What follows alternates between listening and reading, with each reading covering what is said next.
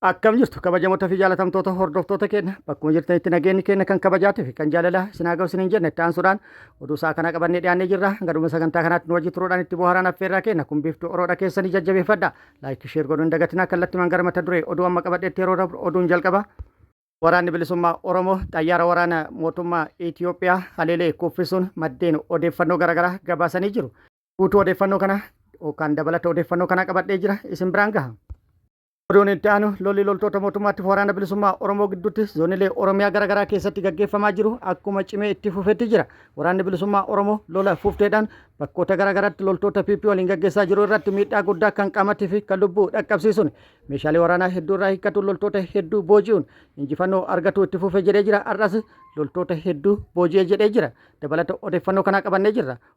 Oduun itti aanu oduu ispoortiiti. Garee atileetiksii gara Ameerikaa imale irraa namni torba gara biyyaatti oduu hin deebiin hafee jedhamee jira. Dabalata odeeffannoo kanallee qabadhee jira isin biraan ga'a. Guutuun oduu wal duraa duuban akka itti aanu kanatti isiniif dhiyaatu. Wajji turuudhaan itti bohaaraan affeerraa kenna. Guutuun oduu kunooti wajjin tura. Oduun kun oduu ammeedha. Breaking news Itoophiyaan baasii geejjibaa lammiilee Itoophiyaa seeraan ala Afrikaa kibbaa turan gara biyyaatti deebisuuf taasifamu akka qooddattu gaafatamtee jirti. Baasii kana wal gargaaruudhaaf kan gaafatte Afrikaa kibbaa yoo taatu Afrikaan kibbaa Itoophiyaa dabalatee Naayijeeriyaa fi Maalaawii baasii geejjiba kanaaf oolu raandii miliyoona 200 fi miliyoona 92 kan gaafatte yoo ta'u gara doolaaraatitti miliyoona 18 ol kan ta'udha. Gaafii Afrikaan kibbaa dhiyeessite kanaaf hanga ammaatti gama Itoophiyaati yookaan mootummaa Itoophiyaati wanti jedhame hin jiru. Itoophiyaan gaafii kana kufaa taasifti moo ni fudhatti kan jedhamus kan eeggamudha. Oduu marii biyyoolessaa irraa nu dhaqqabeen marii biyyoolessaa gaggeeffamaa jiru irratti sirni federaalizimii hin diigamu akkuma jirutti itti fufaa murtee jedhu irra gahan jedhamee jira. Irratti walii galuudhaan sirni federaalizimii kan hin diigamne ta'uun murtaa'ee jedhamee jira. Waan boru ta'ummoo hin beeknu.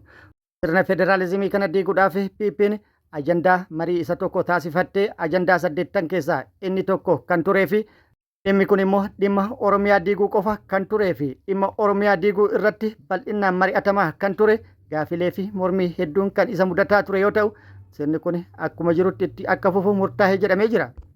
Sirni bulchiinsa biyyattii immoo sirna muummee waliigalaa irraa gara sirna pirezidanshaalitti akka jijjiiramu murtiirra gahamee jedhamee jira.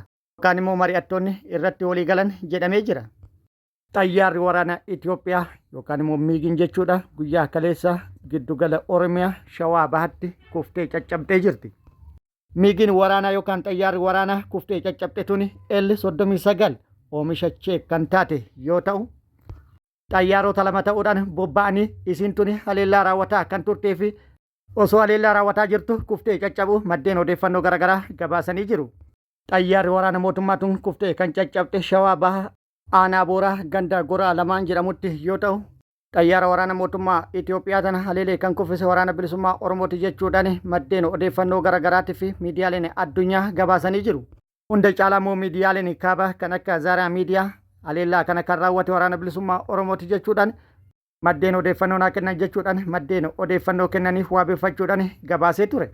Mootummaan PP immoo xayyaara kuftee caccabde tana waraanni bilisummaa Oromoo haleelee hin kuffifne ofii kuftee caccabde jechuudhaan ibsa kan kenne yoo ta'u oboon immoo cal'isuudhaan waan PP'n jettu ilaalaa jira. Xayyaaratti waraana kuftee caccabde tunis caccabaan isii kan viidiyoo irratti argitan kana yoo ta'u akkuma viidiyoo irratti argitan kana waraanni bilisummaa Oromoo irra dhaabbatee taatee kana dinqisiifatuudhaan haala jiru madaalaa jira. Xayyaarri waraanaa tuni kuftee kan caccabde guyyaa kaleessa hagayya 11 2026 naannawa sa'a 7tti kan jedhame yoo ta'u balaliistonni lamaan jeetti waraanaa tana keessa turan paaraashuutiidhaan bu'uudhaan erga dhokatanii booda bilbilatanii heelikooptaraan fuudhamanii gara bishooftuutti geeffamuun isaanii kan himame yoo ta'u waraana bilisummaa Oromoo harka osoo hin seeniin hafanii jiru. Erga miigii waraanaa tun kuftee caccabdee booda naannawa sanirraa PP'n neetwoorkii balleessite jedhamee jira. Akkuma jirutti ta'e xayyaara waraana mootummaa PP kuftee caccabde tanaan wal qabate miidiyaan hawaasaa guutuun eda waraana bilisummaa Oromootti haleelee kuffise jechuudhaan odeeffannoo irratti hojjetaa kan turan yoo ta'u gama waraana bilisummaa Oromootti hanga yeroo gabaasa kana nu qindeessineetti waraana bilisummaa Oromootti xayyaara waraana mootummaa Itoophiyaa tana haleelee kuffise moo isaa miti waan jedhu irratti ibsi kenname hin jiru. Xayyaara waraana mootummaa kuftee caccabde tanaan wal qabate gama mootummaatti ibsi kenname waraanni bilisummaa Oromoo hin haleellee jechuudhaan ibsa kennan jechuudhaan Zaaraa miidiyaan kan gabaase yoo ta'u, osoo waraanni bilisummaa Oromollee kan haleelu taate mootummaan waraana bilisummaa Oromootu haleele jedhee hin amanu waan ta'eef dhimmi kun hanga ammaatti ifa hin baane. Beekamuu kan qabu waraanni bilisummaa Oromollee waan hin godhin godhe hin jedhu yookaan injifannoo hin argatin argadhe hin jedhu. Yommuu jeetti waraanaa tana haleelee kan kuffisu taate injifannoo guddaadha. Injifannoo guddaa kana dhoysee yookaan immoo callisee taa'uun osoo ibsa hin kennine waan hin eeggamnedha. Hundumaafuu dhugaa jirtu hordofne kan isin hin geenyu ta'a. Oduun itti aanu lolli loltoota mootummaatiif waraana bilisummaa Oromoo gidduutti zoonilee Oromiyaa garaagaraa keessatti gaggeeffamaa jiru akkuma itti fufetti jira. Waraanni bilisummaa Oromoo tibba kana zoonilee garaagaraa keessatti lola cimaa loltoota PP waliin gaggeessaa turuu fi lola gaggeessaa ture irratti miidhaa guddaa kan qaamattii fi kan lubbuu loltoota PP irratti rakkabsiisuun hedduus booji'uun meeshaalee waraanaa hedduus irraa hiikkatuun buufteedhaan injifannoo argataa jira jedhee jira. Giddugala Oromiyaa lixa shaggara aanaalee garaagaraa keessatti tibba kana buufteedhaan haleellaa raawwataa turen loltoota PP hedduu wajjin ala taasise jedhee jira. Akkasumas loltoota hedduu kan booji'e ta'uu waraanni bilisummaa Oromoo kan beeksise yoo ta'u, lola tibba kana giddugala Oromiyaa lixa shaggaritti gaggeeffamaa ture irratti meeshaalee waraanaa hedduus kan hiikkate yoo ta'u, AKM'n 40, PKM'n 1, Snaapparri 1, rasaasni hedduu akkasumas meeshaalee waraanaa hedduu irraa hiikkatu waraanni bilisummaa Oromoo beeksisee jira. Har'as waraanni bilisummaa Oromoo bakkoota garaagaraatti loltoota mootummaa waliin lola gaggeessaa ture irratti miidhaa guddaa kan qaamattii fi kan lubbuu irratti rakkabsiisuun hedduullee booji'e jedhee jira. Isaan viidiyoo irratti argitan kun warra carroomee fi har'a waraanni bilisummaa Oromoo booji'eedha. Lakkoofsi isaanii baay'eedha. Viidiyoo kana murree isin biraan geenne. Viidiyoo kana irratti mul'atu kan hin qabne wantoonni viidiyoo kana irratti mul'atan waan jiraniif dheeraa isa gabaabsine hanga kana isin biraan geennee jirra. Waraanni bilisummaa Oromoo zoonii baha Oromiyaa Harargee lixaa aanaa Gumbii Bordoddeettis loltoota PP waliin lola gaggeessuu fi lola gaggeessee ture irrattis miidhaa guddaa kan qaamattii fi kan lubbuu loltoota PP irratti rakkabsiisuun meeshaalee waraanaa irraa hiikkatuun injifannoo irratti argadhe jedhee jira. Harargee lixaa aanaa Gumbii Bordoddee Araddaa ifa bahee iddoo addaa Mul'ii Bordodaa jedhamutti loltoota PP irratti haleellaa raawwatuun miidhaa dhaqqabsiisuun injifannoo argadhe jedhee jira. Haleellaa kana kan raawwate waraanni bilisummaa Oromoo kaleessa hagayya 11 2026 yoo ta'u, haleellaa loltoota PP irratti raawwate loltoota PP 2 booji'ee 2 madeesse kan biroo immoo addunyaa kanarraa godaansisuun meeshaalee waraanallee irraa hiikkadhe jedhee jira. Haaluma wal fakkaatu waraanni bilisummaa Oromoo zoonii lixa Oromiyaa aanaa Qondaalatti loltoota PP irratti haleellaa raawwateen miidhaa guddaa kan qaamattii fi kan lubbuu dhaqqabsiisuun injifannoo argadhe jedhee jira.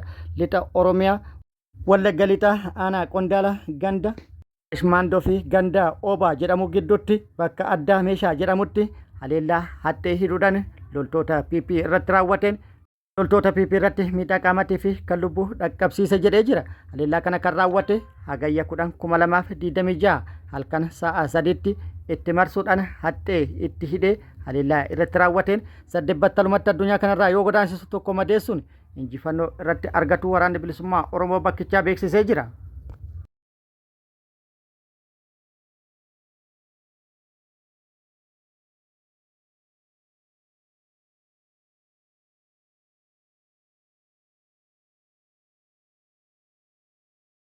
Oduun itti aanu oduu kaaba Itoophiyaa irraa argannedha. Kaaba Itoophiyaatti muddamsuun waraanaaf taasifamaa jiru cimee itti fufee jira. Qophiin waraanaaf taasifamus akkasuma TPLF irra humna guddaa gara Walqaayitiitti sochoose jedhamee jira.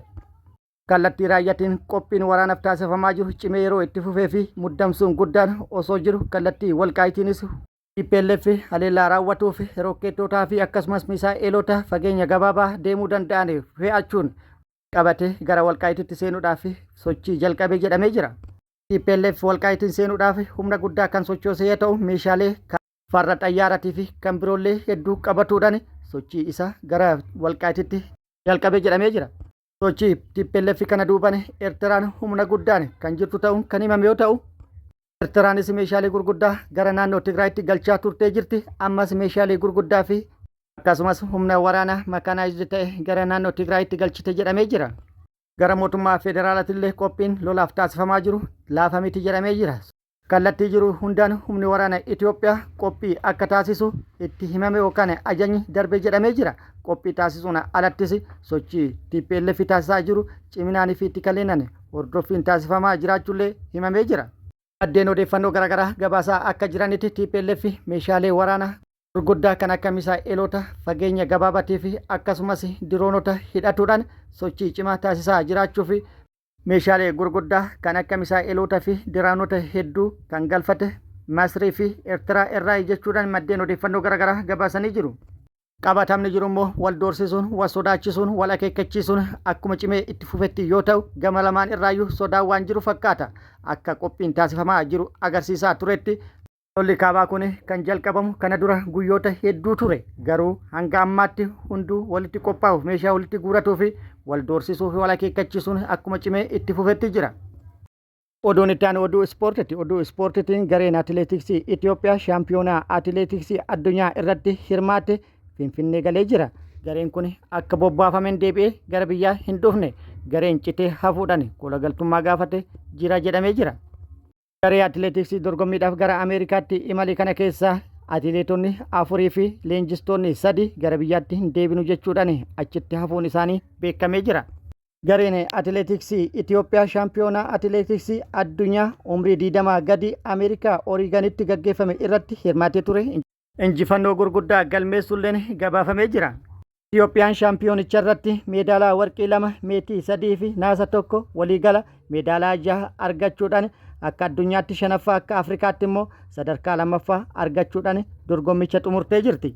Garee atileetichaa irraa citanii achitti kan hafan rifaatuu fi akkasumas gaafilee garaagaraa uumanii jiru. Yeroo atileetonni dorgommiidhaaf gara Ooriganitti gaggeeffamuuf turetti atileetonni ciccimoon dorgommicharraa hambifamuun isaanii rakkoon federeeshinicha keessa kan jiru ta'uu kan agarsiisu jechuudhaan gaafileen garaagaraa kan ka'an yoo ta'u kan hafan kunneen illee rakkuma federeeshinii keessa jiruun wal qabate ta'uu danda'a kan jedhame yoo ta'u. Rakkoon kun akkanaan itti fufataanan gama atileetiksiitiin rakkoo hamaa biyya irratti dhaqqabsiisuun kufaatii galmeessuu danda'a jedhamee jira. Kabajamoota fi jaalatamtoota hordoftoota keenya oduun ammaaf qabanne kan hanga ammaa kana guutuu oduu wajjin isin wajjin kan ture ani Bariisoo Ganamooti. Hanga yeroo itti aanutti deebinee wal agarrutti nageenyi Rabbi isiniif haa baay'atu. Nagatti nu turaan hawwii kennaa nagatti nu tura.